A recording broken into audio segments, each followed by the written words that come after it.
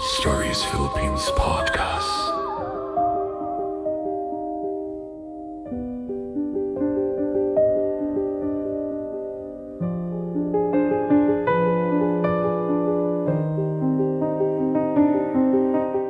A foreboding chill drifts through the night, thick enough to smother the light from the lamps dotting the streets of a quiet Filipino town. You lock your windows, listening for the far-off ticking you hope never draws closer.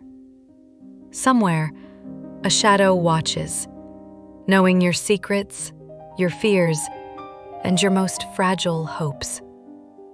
On that night, the only sound is your own heartbeat, until you hear it. The ticking is as faint and distant as troubled memory, yet each echo pulses with something dark and familiar. Tonight, it is not only monsters from stories that haunt you. Sometimes the real dangers move quietly, hidden behind the faces you think you know, skillfully pulling the strings from a place you cannot see. If you are uneasy listening to the darkness that dwells in the spaces between truth, memory, and nightmare, take heed. A darkness permeates this episode, touching on scenes and themes some may find deeply unsettling. Listener discretion is a necessity. I am Jessica, and you are listening to Stories Philippines Podcast, Season 4, Episode 2.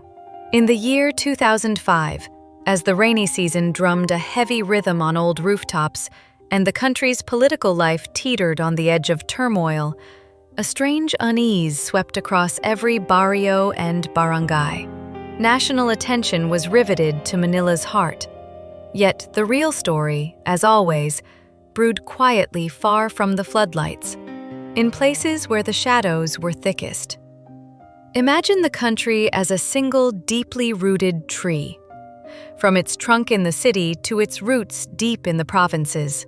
Between those roots, something moved, unseen and unopposed, burrowing deeper with each passing day. In the capital, the last desperate push to impeach the sitting president faltered. Whispers turned to shouts in the air-conditioned halls of power, but outside in the night, another whisper, drier, colder, older, crept along the walls of old houses. It was the sound of the tick-tick, a creature whose message arrived long before its claws. The story of this bird-form aswang is a parable about the things you never see until it is too late. The legend of the tick-tick has haunted the countryside for generations. Villagers would warn, if you hear a faint ticking sound somewhere beyond your yard, do not ignore it. That sound is misleading. The further away the tick-tick seems, the closer it actually is. In the rural corners of Iloilo, elderly neighbors recount with trembling voices the nights they listened for that ticking beneath a moonless sky. Terrified for their daughters, their soon-to-be-born grandchildren, and anyone vulnerable to the silent predator lurking over tin roofs.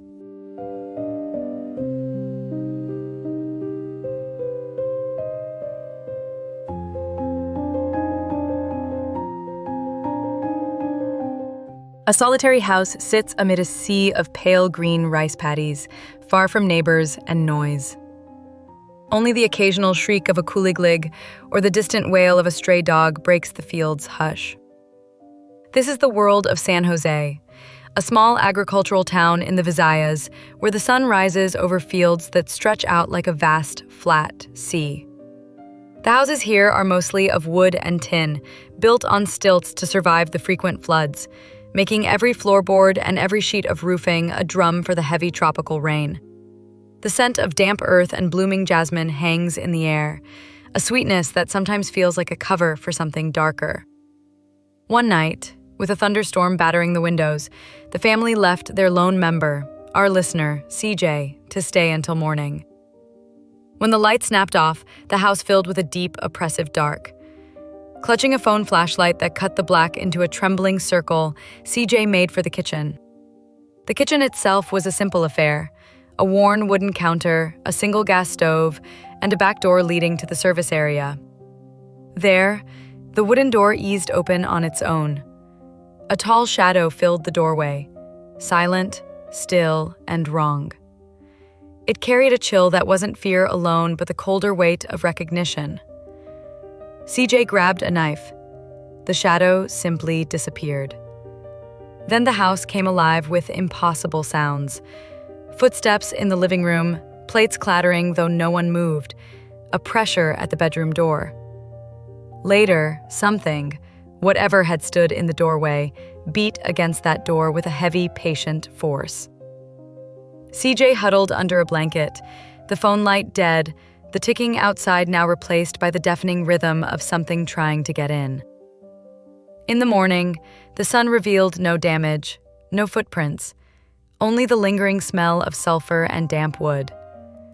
But CJ's mother, returning home, revealed something she had kept for years.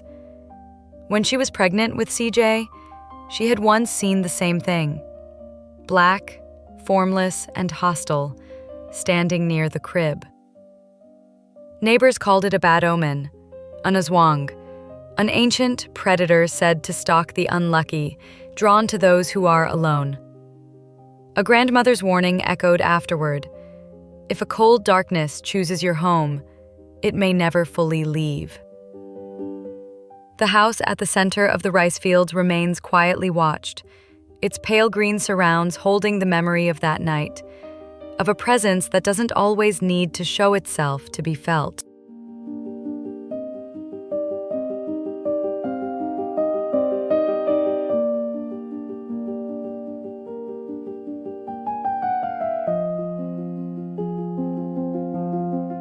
In Filipino folklore, the Tik-Tik is more than just a tale for scaring children.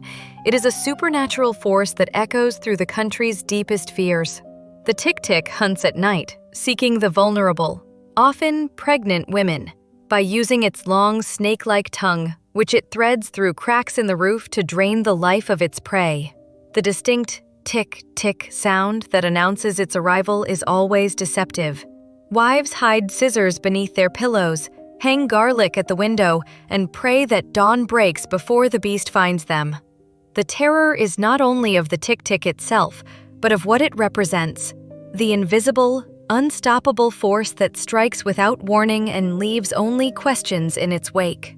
This fear of a hidden, creeping enemy is not unique to the Philippines.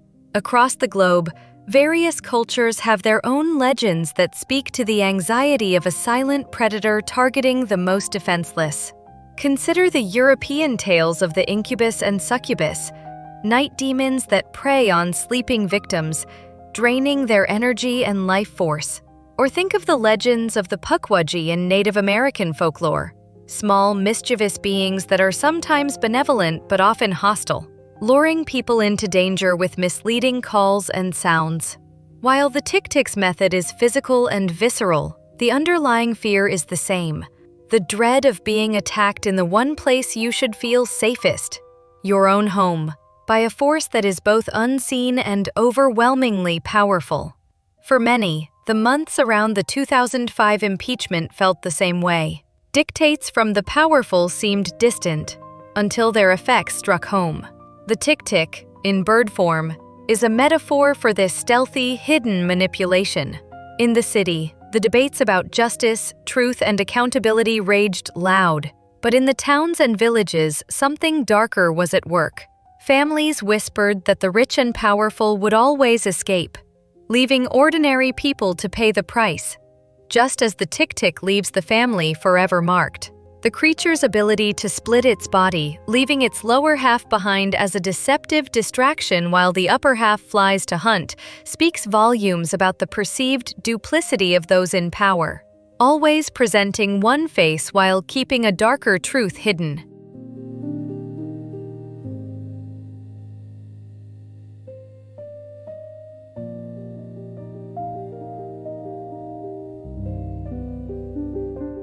The dark background of the Aswang mythos is tied closely to the Philippines' colonial history. When the Spanish arrived in the 16th century, they encountered a deeply animistic society. Local shamans and healers who spoke of ancient spirits were quickly demonized by the Catholic friars, who sought to replace the native belief system with their own. The term Aswang became a catch-all for any supernatural entity or practitioner that defied the new religious order.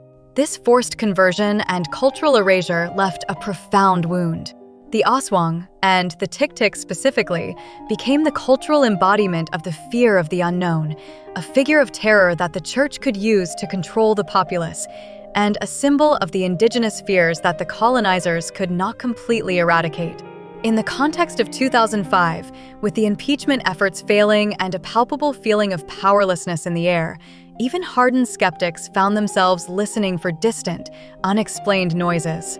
Rumors spread, and Aswang was feeding in the province, that a Tik-Tik hovered outside the hospital where a high-profile witness had fallen mysteriously ill. Fear, like the ticking, moves with its own logic. The closer it seems, the safer you are.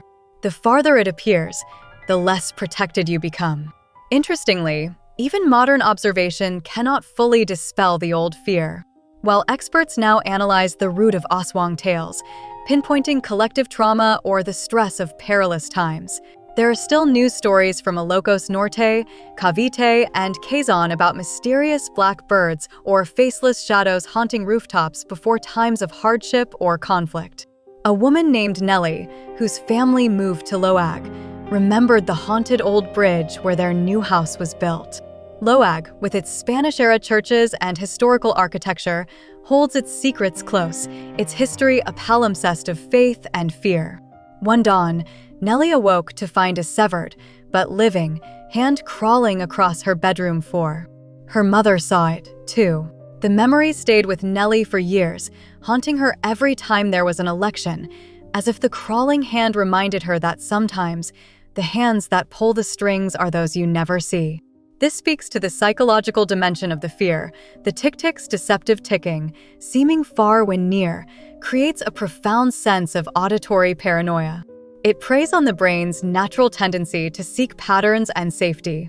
When a sound suggests safety, but everything else points to danger, the mind spirals, leading to a state of sustained anxiety and hypervigilance. The inability to trust one's own senses is often more terrifying than confronting the monster itself. This heightened state mirrors the collective trauma felt during times of political instability, where the official narrative seems comforting and distant, yet the actual consequences are brutally close to home.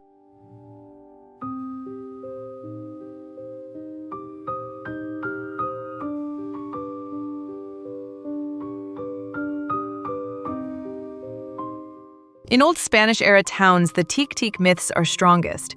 Towns like Vigan, where the centuries-old stone houses line cobblestone streets, and Taal, Batangas, with its massive Baroque church, are perfect settings for these enduring fears.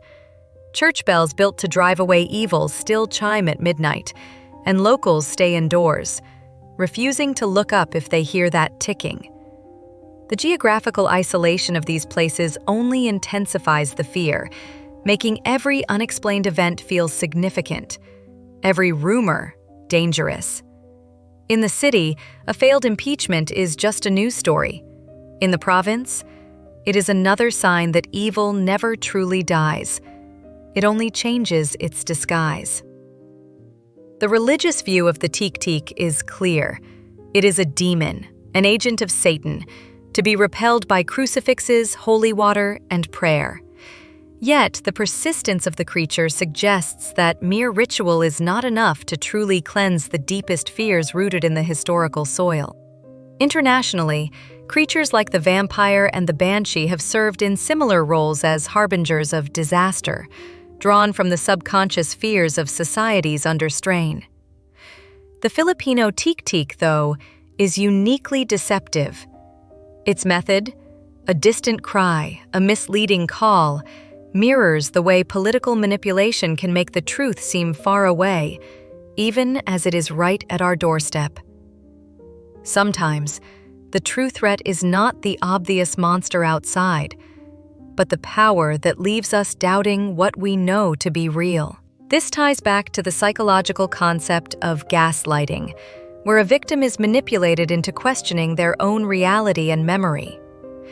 The Tick-Tick's ticking is a form of supernatural gaslighting, designed to disarm and confuse its prey before the final, brutal attack. Consider the story of a young woman named Althea in a remote barrio of Oriental Mindoro in the early 90s. Althea was expecting her first child, and, being the youngest daughter, was constantly being watched over by her family. Her room had windows facing a thick, dark grove of acacia trees. The smell of the humid forest was almost constant. For weeks, she heard the ticking. Faint at first, like a wristwatch across a football field. Then louder, like a dull hammer tap from the next town over. Her mother told her, "Do not worry, it is far. Sleep."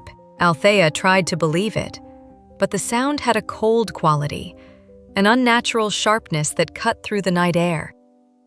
One evening, her husband, Jerome, returned from the city with a small gift, a new steel cooking pot.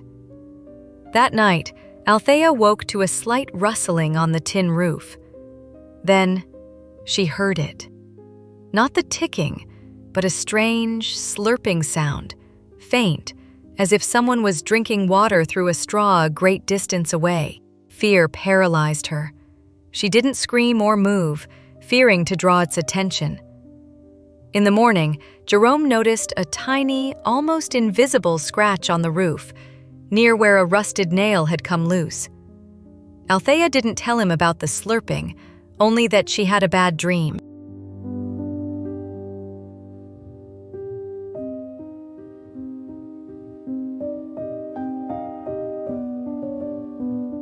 Days later, her neighbor Marlon, a man known for his practical nature, was talking about a strange incident in the nearby town of Pinamalayan.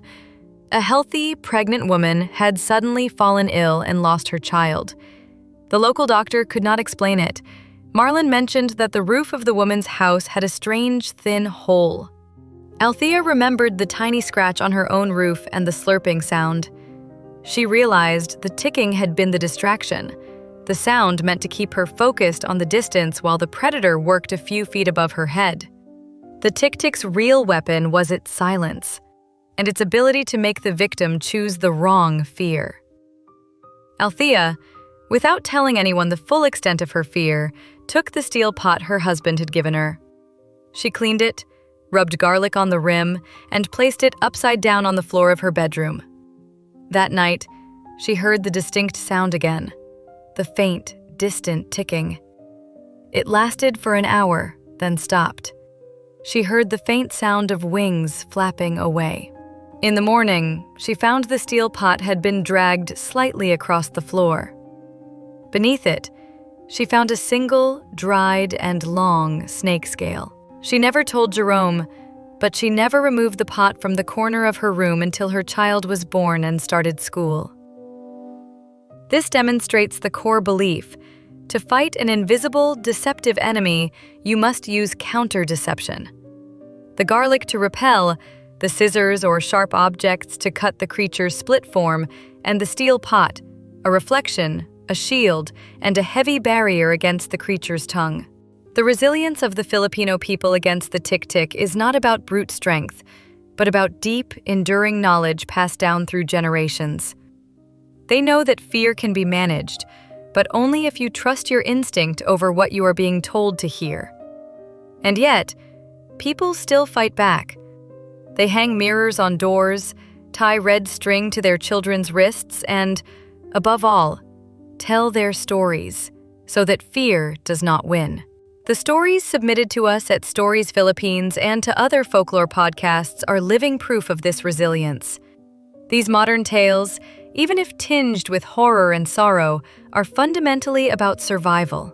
Submit your stories to our email storiesphpodcast@gmail.com and help keep the old traditions alive.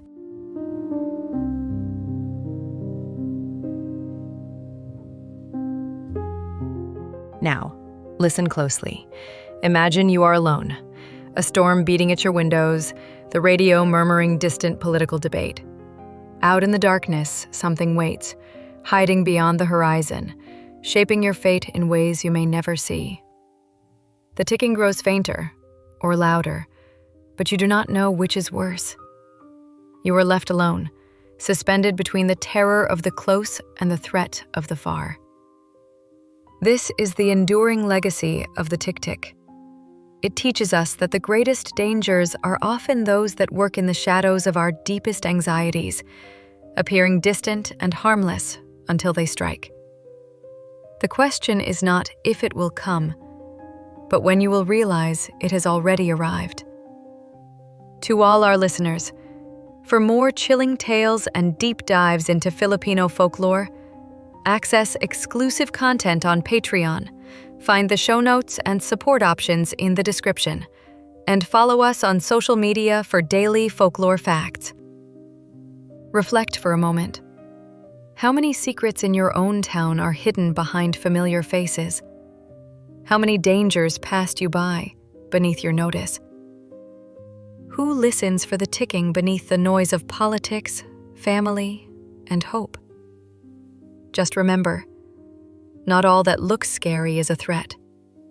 Sometimes the real danger hides behind a friendly face and a distant sound. If you found tonight's episode unsettling and want to explore more tales of invisible threats and ancient Philippine horrors, be sure to listen to Season 3, Episode 7, where we explore the terror of the Manananggal. Do not forget to like, subscribe, follow, and share this podcast. Support the podcast financially in ways you can find in the show notes. Goodbye, and thank you for spending this haunted hour with us. Until next time, beware the shadows that move when all seems still.